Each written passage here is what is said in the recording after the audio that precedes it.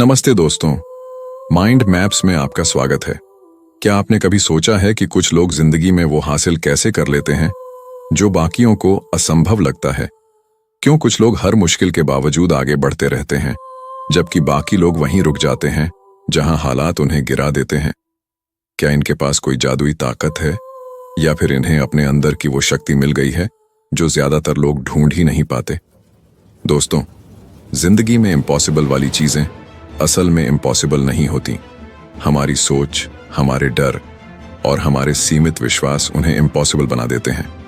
लेकिन अगर आप अपने दिमाग की असली शक्ति को समझ लें, अगर आप अपने ब्रेन और बॉडी को साइंटिफिकली ट्रेन करना सीख जाएं, तो इम्पॉसिबल धीरे धीरे आपका नया नॉर्मल बन सकता है। आज हम बात करने वाले हैं एक ऐसी किताब की जो बताती है कि असंभव को हासिल करने के पीछे कोई रहस्य नहीं, बल्कि एक फॉर्मूला है। एक ऐसा स्टेप बाय स्टेप प्रोसेस जिससे ऑर्डिनरी इंसान एक्स्ट्रा ऑर्डिनरी बन सकता है। यह किताब है the art of impossible, the art of impossible, जिसे लिखा है स्टीवन कोटलर ने। और इसमें बताया गया है कि कैसे कोई भी व्यक्ति अपने भीतर की छिपी हुई क्षमता को जगाकर पीक परफॉर्मेंस की अवस्था तक पहुंच सकता है। तो अगर आप यह समझना चाहते हैं कि ग्रेटनेस कोई टैलेंट नहीं बल्कि एक ट्रेनेबल स्किल है, अगर आप यह जानना चाहते हैं कि इम्पॉसिबल को साइंटिफिकली कैसे पॉसिबल बनाया जाए, तो यह वीडियो आपके लिए है। क्योंकि अगले कुछ मिनटों में आप वो प्रिंसिपल्स जानेंगे जो हर वर्ल्ड क्लास परफॉर्मर अपनाता है, चाहे वो एथलीट हो, साइंटिस्ट या एंटरप्रेन्योर। तो तैयार हो जाइए, क्योंकि अब शुरू होती है वह जर्नी जो आपकी सोच की सीमाएं तोड़ देगी। The art of impossible, chapter 1, the possibility mindset. The possibility mindset. लेखक स्टीवन कोटलर कहते हैं, इम्पॉसिबल कोई चीज नहीं है, ये सिर्फ हमारी सोच की एक सीमा है। हर वो चीज जो आज पॉसिबल लगती है, हवाई जहाज उड़ाना, स्पेस में जाना या इंटरनेट बनाना, कभी किसी के लिए इम्पॉसिबल थी। लेकिन फर्क सिर्फ इतना था कि किसी ने उस सीमा को चुनौती दी और यह माना कि जो आज नहीं है उसे कल बनाया जा सकता है। न्यूरोसाइंस बताती है कि जब इंसान किसी मुश्किल चैलेंज को एक्सेप्ट करता है तो दिमाग में नए न्यूरल कनेक्शन बनने लगते हैं।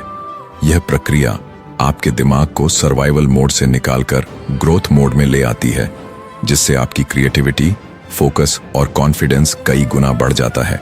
जब आप अपनी सीमाओं को धक्का देते हैं तो आपका ब्रेन खुद को उस नए लेवल के हिसाब से रीवायर कर लेता है। कोटलर इसे पॉसिबिलिटी माइंडसेट कहते हैं, एक ऐसा नजरिया जहां इंसान सीमाओं को नहीं बल्कि संभावनाओं को देखता है। इसकी नींव 4 मजबूत खंभों पर टिकी है: क्यूरियोसिटी, जिज्ञासा, पैशन, जुनून, पर्पस, मकसद और परसिस्टेंस, जिद। जब ये चारों चीजें मिल जाती हैं तो हमारा दिमाग उन रास्तों को खोजने लगता है जिन्हें दुनिया ने बंद मान लिया था। Chapter 2, the flow state. The flow state. Flow वो मेंटल कंडीशन है जहां आपका ब्रेन और बॉडी परफेक्ट सिंक में काम करते हैं। इसे अक्सर जॉन में होना भी कहा जाता है, जहां समय का पता नहीं चलता और आप अपनी बेस्ट परफॉर्मेंस देते हैं। इस अवस्था में आप बिना किसी एक्स्ट्रा एफर्ट के, बिना किसी डर के, बस प्योर फोकस के साथ अपना काम करते चले जाते हैं। लेखक कहते हैं, flow is the state where impossible becomes inevitable. जब आप फ्लो में होते हैं तो आपके दिमाग का वो हिस्सा जो सेल्फ क्रिटिसिज्म या खुद की बुराई करता है, वो अस्थायी रूप से शांत हो जाता है। इससे आपकी क्रिएटिविटी 400% से 500% तक बढ़ जाती है और मुश्किल से मुश्किल काम भी आसान लगने लगते हैं। फ्लो को हासिल करना कोई इत्तेफाक नहीं है, बल्कि इसे ट्रिगर किया जा सकता है। इसके लिए आपको चैलेंज स्किल्स बैलेंस की जरूरत होती है, यानी काम इतना मुश्किल हो कि आपको चुनौती दे, लेकिन इतना भी नहीं कि आप हार मान लें। जब आप इस बैलेंस को पा लेते हैं तो आपकी प्रोडक्टिविटी और लर्निंग स्पीड 5 गुना तक बढ़ जाती है।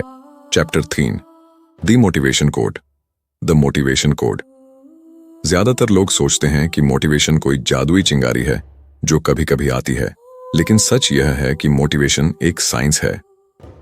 यह 4 पावरफुल बायोलॉजिकल फोर्सेस का कॉम्बिनेशन है: क्यूरियोसिटी, पैशन, पर्पस और ऑटोनॉमी। जब आप अपनी जिज्ञासा को अपने जुनून से जोड़ते हैं तो काम करना बोझ नहीं बल्कि आनंद बन जाता है। कोटलर के अनुसार मोटिवेशन कोई एक बार जलने वाली आग नहीं है, यह एक इंजन की तरह है जिसे रोज फ्यूल देना पड़ता है। अगर आप सिर्फ बाहरी इनामों जैसे पैसा या शोहरत के लिए काम करेंगे तो आप जल्दी थक जाएंगे, लेकिन अगर आपका मोटिवेशन इंट्रिंसिक आंतरिक है तो आपकी ऊर्जा कभी खत्म नहीं होगी, क्योंकि आपका काम ही आपका इनाम बन जाता है। असंभव को पाने के लिए आपको मकसद, पर्पस की जरूरत होती है जो आपसे बड़ा हो। जब आपका मकसद दूसरों की मदद करना या दुनिया में बदलाव लाना होता है तो आपका दिमाग एक्स्ट्रा एनर्जी रिलीज करता है। यही वो जिद और परसिस्टेंस है जो आपको तब भी खड़ा रखती है जब पूरी दुनिया आपके खिलाफ हो। Chapter 4, the neurobiology off peak performance. The neurobiology off peak performance. Peak performance कोई रहस्यमयी घटना नहीं है, बल्कि यह आपके ब्रेन की केमिस्ट्री का परिणाम है। जब आप अपने चरम पर होते हैं तो आपके ब्रेन में 5 प्रमुख न्यूरोकेमिकल्स का एक कॉकटेल बनता है: डोपामाइन, नोरेपिनेफ्रिन, एंडोर्फिन, अनांडामाइड और सेरोटोनिन। ये केमिकल्स आपकी एकाग्रता बढ़ाते हैं और दर्द को कम करते हैं। ये केमिकल्स मिलकर आपके दिमाग को एक सुपर कंप्यूटर में बदल देते हैं। डोपामाइन आपको रिवॉर्ड और फोकस देता है, जबकि एंडोर्फिन मुश्किलों में भी आपको शांत रखता है। अनांडामाइड आपकी कल्पना शक्ति को पंख देता है, जिससे आप ऐसे सॉल्यूशन सोच पाते हैं जो नॉर्मल स्टेट में सोचना मुमकिन नहीं होता। पीक परफॉर्मेंस का असली सीक्रेट अपनी बायोलॉजी को समझना और उसका सही यूज करना है। अगर आप जानते हैं कि इन केमिकल्स को कैसे ट्रिगर करना है तो आप अपनी परफॉर्मेंस को अपनी इच्छा अनुसार कंट्रोल कर सकते हैं। यह सब कुछ सही खान-पान, सही एनवायरनमेंट और सही माइंडसेट के तालमेल से संभव होता है। Chapter 5, the power of goals. The power of goals. Steven Kotler कहते हैं, गोल सिर्फ एक टारगेट नहीं होता, यह हमारे दिमाग के लिए एक जीपीएस की तरह काम करता है। बिना स्पष्ट लक्ष्यों के हमारा दिमाग अपनी ऊर्जा को बिखेर देता है, लेकिन जब लक्ष्य साफ हो तो दिमाग के सारे रिसोर्स एक ही दिशा में काम करने लगते हैं, जिससे सफलता की संभावना कई गुना बढ़ जाती है। लेखक बताते हैं कि गोल्स के 3 लेवल होते हैं जो हमें व्यवस्थित रखते हैं। पहले हैं मिशन या हाई हार्ड गोल्स, जो आपके जीवन का बड़ा सपना होते हैं। दूसरे हैं क्लियर गोल्स, जो बताते हैं कि आज आपको क्या हासिल करना है। और तीसरे हैं डेली गोल्स, जो आपको हर दिन छोटे छोटे कदम उठाने के लिए प्रेरित करते हैं। सही तरीके से सेट किए गए गोल न सिर्फ हमें दिशा देते हैं, बल्कि हमारी बायोलॉजी को भी अपग्रेड कर देते हैं। जब हम एक छोटा गोल पूरा करते हैं तो दिमाग डोपामाइन रिलीज करता है, जो हमें अगले गोल के लिए और ज्यादा मोटिवेट करता है। इस तरह छोटे छोटे लक्ष्यों की जीत हमें बड़े असंभव लक्ष्यों के करीब ले जाती है। Chapter 6, mastering focus and attention. Mastering focus and attention. आज की डिजिटल दुनिया में जहां हर तरफ डिस्ट्रैक्शन है, फोकस करना एक सुपर पावर बन गया है। कोटलर कहते हैं, focus is the currency of performance. अगर आप अपनी अटेंशन को कंट्रोल नहीं कर सकते तो आप अपनी लाइफ को भी कंट्रोल नहीं कर सकते। पीक परफॉर्मर्स अपनी एकाग्रता को किसी कीमती खजाने की तरह बचाकर रखते हैं। फोकस मास्टर करने के 3 मुख्य नियम हैं: क्लैरिटी, एनवायरनमेंट और रिकवरी। जब आपके पास काम की पूरी क्लैरिटी होती है तो दिमाग को भटकने की जरूरत नहीं पड़ती। साथ ही एक ऐसा वातावरण बनाना जरूरी है जहां नोटिफिकेशन और शोर आपको डिस्टर्ब न करें। जब ब्रेन को क्लियर टारगेट मिलता है तो वो नेचुरली डिस्ट्रैक्शंस को फिल्टर आउट करने लगता है। गहरा फोकस, डीप फोकस पाने के लिए आपको अपने दिमाग को ट्रेन करना होगा। यह एक मसल की तरह है जिसे जितना इस्तेमाल करोगे उतनी ही मजबूत होगी। जब आप लंबे समय तक एक ही काम पर टिके रहते हैं तो आप फ्लो में प्रवेश करने लगते हैं, जहां आपकी एकाग्रता अटूट हो जाती है और आपकी कार्यक्षमता चरम पर पहुंच जाती है। Chapter 7, fear and risk. Turning stress into power. Fear and risk. ज्यादातर लोग डर से भागते हैं, लेकिन स्टीवन कोटलर कहते हैं, fear is not your enemy, it's your compass. डर हमें बताता है कि हम अपनी कंफर्ट जोन से बाहर निकल रहे हैं, और जहां डर है वहीं असल ग्रोथ छिपी है। अगर आप कुछ बड़ा करना चाहते हैं तो आपको डर के साथ दोस्ती करनी होगी। डर को दबाने की नहीं, बल्कि उसे हार्नेस, उपयोग करने की जरूरत है। जब हम डरते हैं तो हमारी बॉडी में एड्रेनालिन और नोरेपिनेफ्रीन रिलीज होता है, जो हमें अलर्ट बनाता है। टॉप परफॉर्मर्स इस बायोलॉजिकल रिस्पॉन्स को डर नहीं बल्कि एक्साइटमेंट की तरह देखते हैं। वे इस ऊर्जा का इस्तेमाल अपनी परफॉर्मेंस को और बेहतर बनाने में करते हैं। रिस्क लेना असंभव को संभव बनाने का एक अनिवार्य हिस्सा है। लेकिन यहाँ बात बेवकूफ़ी भरे रिस्क की नहीं बल्कि कैलकुलेटेड रिस्क की हो रही है। जब आप धीरे धीरे छोटे रिस्क लेना शुरू करते हैं तो आपका दिमाग अनिश्चितता को झेलने का आदी हो जाता है, जिससे बड़े चैलेंज आपके लिए सामान्य लगने लगते हैं। Chapter 8 the art of grit and resilience. The art of grit and resilience. Grit का मतलब सिर्फ कड़ी मेहनत नहीं है, यह लंबे समय तक अपने जुनून पर टिके रहने की क्षमता है। ग्रिट इंटेंसिटी के बारे में नहीं है, यह कंसिस्टेंसी के बारे में है। दुनिया में बहुत से लोग शुरुआत तो जोश के साथ करते हैं, लेकिन केवल वही इतिहास रचते हैं जो अंत तक मैदान में डटे रहते हैं। ग्रिट 3 लेयर्स में बनती है: मोटिवेशन, हैबिट और मीनिंग। पहले आपको काम शुरू करने का मोटिवेशन चाहिए, फिर उसे अपनी आदत बनाना होगा और अंत में उसे एक गहरे अर्थ या मीनिंग से जोड़ना होगा। रेजिलियंस वो मेंटल मसल है जो बार बार गिरने के बाद आपको फिर से खड़ा करती है और इम्पॉसिबल को अचीवेबल बनाती है।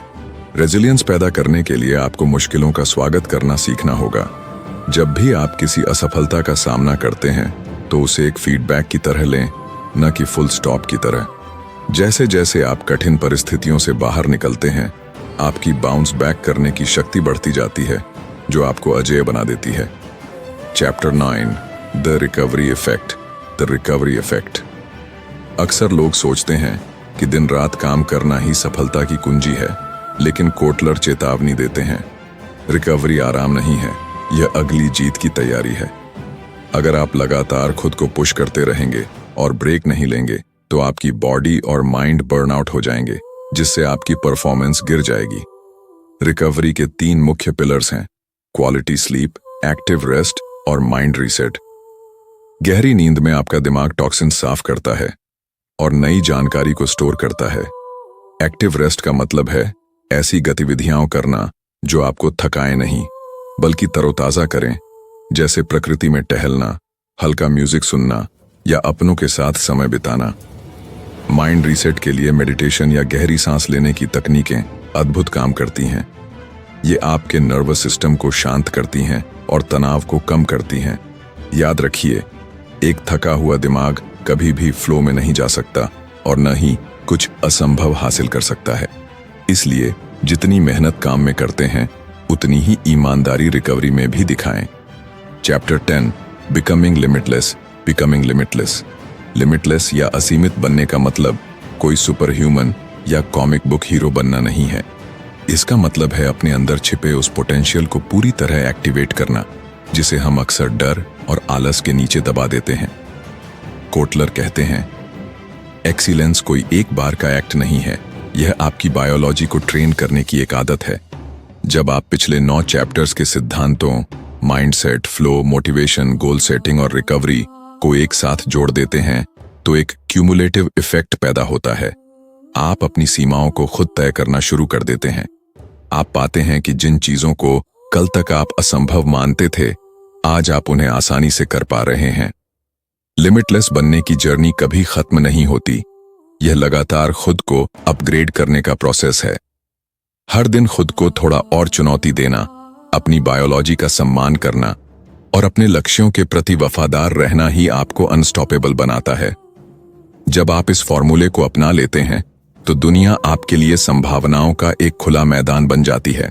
अंतिम सुझाव स्टीवन कोटलर की यह किताब द आर्ट ऑफ इम्पॉसिबल हमें याद दिलाती है कि इम्पॉसिबल का मतलब यह नहीं कि आप इसे कर नहीं सकते। इसका मतलब सिर्फ यह है कि अभी तक किसी ने इसे सही तरीके से करने का फॉर्मूला नहीं खोजा था। तो दोस्तों, यह था द आर्ट ऑफ इम्पॉसिबल का पूरा नक्शा। अगर आप अपनी जिंदगी में वो हासिल करना चाहते हैं जो आज नामुमकिन लगता है, तो इन सिद्धांतों को सिर्फ सुने नहीं बल्कि अपने जीवन में उतारें। याद रखिए, लिमिटलेस वो नहीं होते जो कभी नहीं गिरते, बल्कि वो होते हैं जो हर बार गिरकर पहले से ज्यादा मजबूती और समझदारी के साथ वापस उठते हैं। अगर इस वीडियो ने आपको अपनी सीमाओं को पहचानने और उन्हें तोड़ने की प्रेरणा दी है तो इसे लाइक करें और अपने दोस्तों के साथ शेयर करें। हमारे चैनल माइंड मैप्स को अभी सब्सक्राइब करें ताकि आप हर हफ्ते ज्ञान के नए नक्शों के साथ अपनी लाइफ को अपग्रेड कर सकें। कमेंट में जरूर बताएं कि आप अपनी लाइफ का कौन सा इम्पॉसिबल गोल अचीव करना चाहते हैं। याद रखिए दोस्तों, better mind means better life, और माइंड मैप्स के साथ इम्पॉसिबल शब्द आपकी डिक्शनरी से हमेशा के लिए गायब हो जाएगा। वीडियो देखने के लिए आप सभी का बहुत बहुत धन्यवाद।